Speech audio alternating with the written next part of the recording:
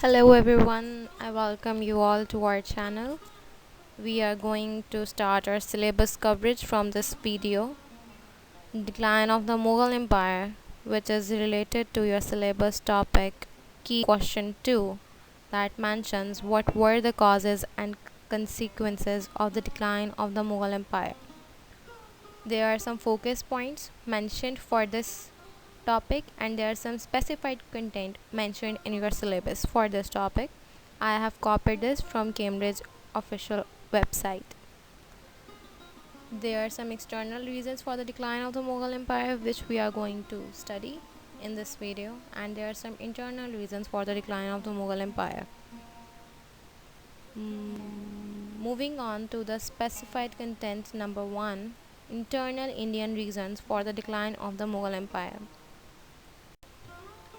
The impact of Aurangzeb's policies on the stability of Mughal Empire. Jizya tax was imposed, banned Suti and Hindu religious customs, destroyed temples, banned dancing, singing, gambling, drinking, determined maximum length of beard, forced Hindus and Sikhs to live according to the Quran, high taxation, extravagance as Pearl Mosque was built for his own prayers.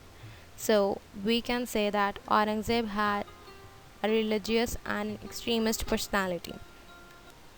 The effectiveness of his successors as rulers was one of the internal reasons for the decline of the Mughal Empire. Let's see. Aurangzeb killed his three brothers Shah Shuja, Dara Shekhu, and Murad to ascend the throne. At the time of his death, he tried to avoid the war among his sons by dividing the empire among his sons. The fighting again broke and Prince Muazzam became victorious. He survived for a few years and then his four sons fought and Jahandar Shah became king. He was murdered within a year. After 10 years of Aurangzeb's death, 12 different people claimed to be the emperor at one time. Problems of controlling the empire. Weak administration. Why it was weak? Because we have studied ruler himself was busy in enjoying his luxurious and ease-loving life. Military costs.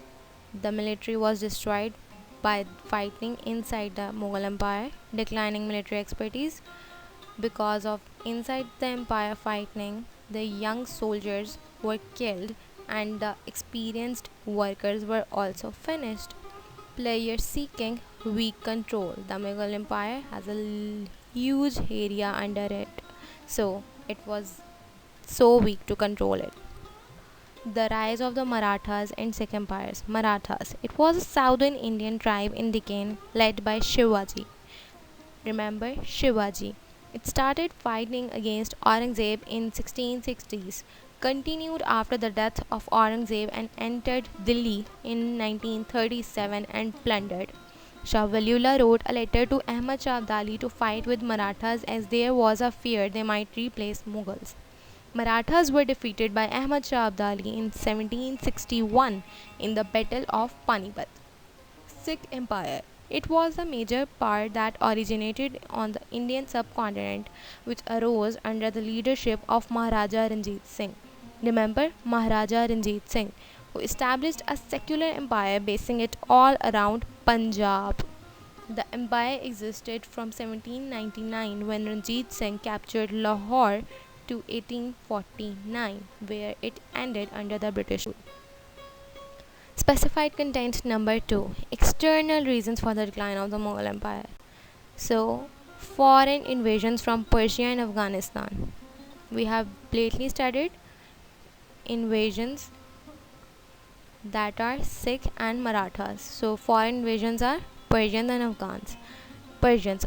Nadir Shah came to India in 1937. He defeated Muhammad Shah at Karnal. His aim was not to capture the throne, but to take as much booty as possible. He took the Mughal treasury, including the famous peacock throne. He also took the prestige of the Mughals and made Mughals very weak. Afghans. Ahmad Shah Abdali started conquering northwestern India in 1749. By 1756, he conquered Punjab, Kashmir, and came up to Multan.